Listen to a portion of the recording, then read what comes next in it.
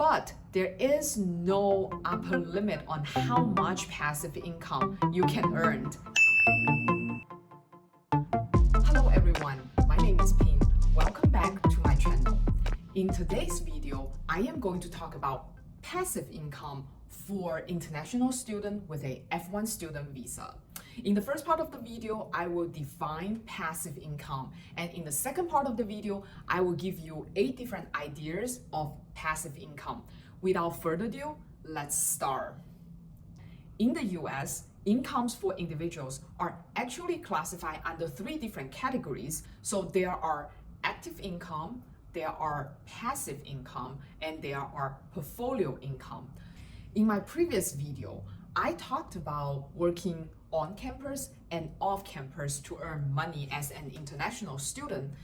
These kind of jobs that I have defined in my previous 2 videos are considering active incomes or earned incomes. There is limitation on active income, as you very quickly figure out, because you have a limitation on the hours you can participate. If you are not satisfied just having the limited amount of money that you can earn, here comes another way that American government will allow you as an international student to earn some money. That is passive income. Passive income is defined by the IRS as either net rental income or income from a business in which the taxpayer does not materially participate. Portfolio income is money received from investments, dividends, interest, and capital gains. Royalties received from investment property also are considering portfolio incomes. And in this particular video, I actually would like to classify passive income and portfolio income together under one category. There is some limitation imposed on international student with an F1 student visa to earn passive income, which is not a surprise. But there is no upper limit on how much passive income you can earn. In this sense, I actually do feel like the government really encourage that we learn to make passive income along the way.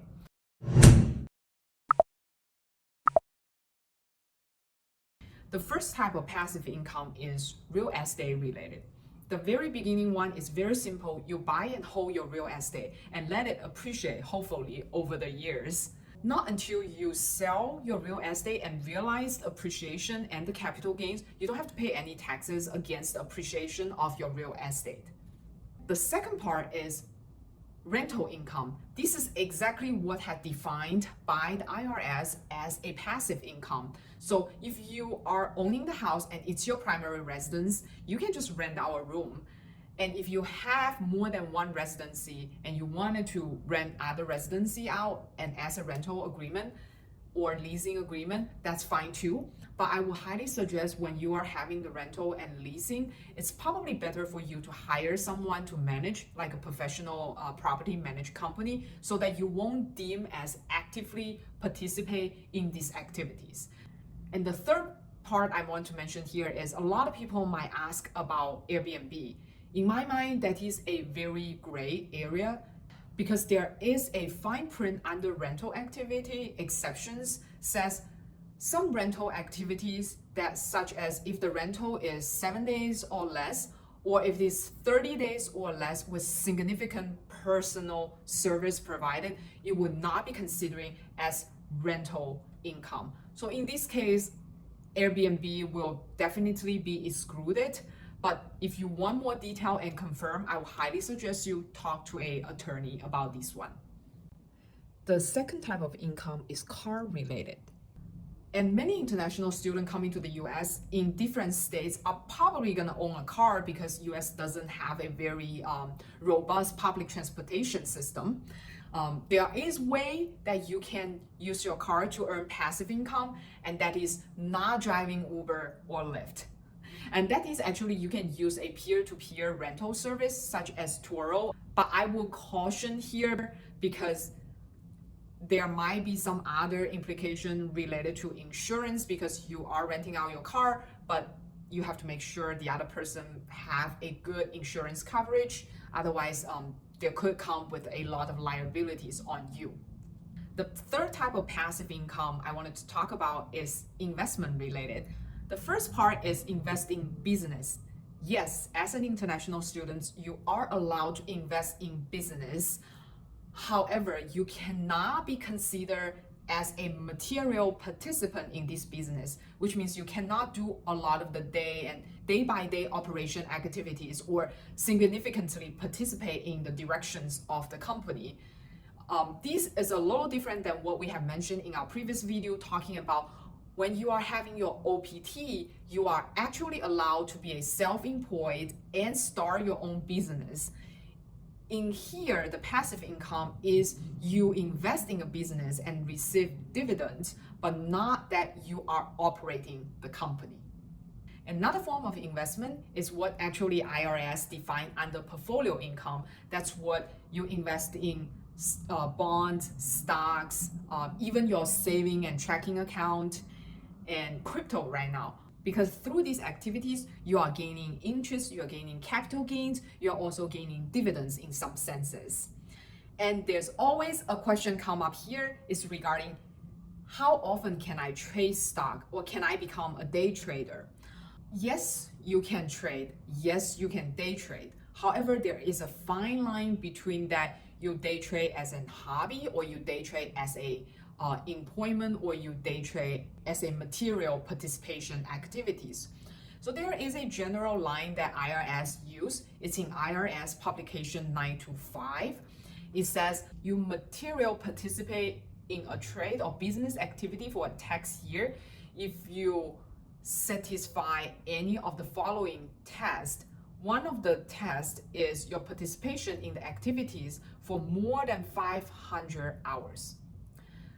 More than 500 hours, that's roughly 1.3 hours a day. You might think that's a lot of the times, but however, it also depends on how you classify the activity under. Is it only the time you click the button and doing buy and sell? Does that including the time you're watching the trend of the stock developing? Does that including you doing your research of the stock? Does that including with you even reading news about the stock or learning the charting patterns? And also, if you are under a finance and business major, it seems the line of trading stock as a hobby becomes even more blurred. The sixth way that I want to mention here is publish your work outside of the US. You cannot publish your work within the US as an F1 student because technically that will naturally be classified under active income. However, you could do this outside of the US, such as you can publish a book in China, or you can create a channel on a non-US based platform. In China, I know you can use Bilibili, and income comes from these are naturally gonna considering under royalties, and it is a source of portfolio income. And what I really want to suggest here is try to publish something that is in digital form so that first you don't have to have a lot of worries about inventory and logistics concern, and it's more flexible in the way how you can deliver it. The seventh way is the prize for competitions. These will be considering as a form of passive income. It doesn't matter if the prize is coming in a form of tickets or cash or coupon, they will all be considering under passive income. And also, the competition doesn't have to be associated with your major. So you can well be a business school student and win a coding award, or engineer students win an art award. These will all be legit. Last but not least, this is indeed the passive income, that is winning a lottery.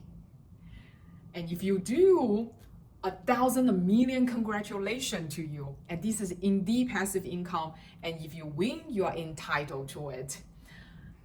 But you do have to remember, even though you win a lottery as an international student, you still will have to pay tax to the government, state and federal. So if you don't have a social security number, you have to apply an ITIN so that you can pay your fair share of your tax.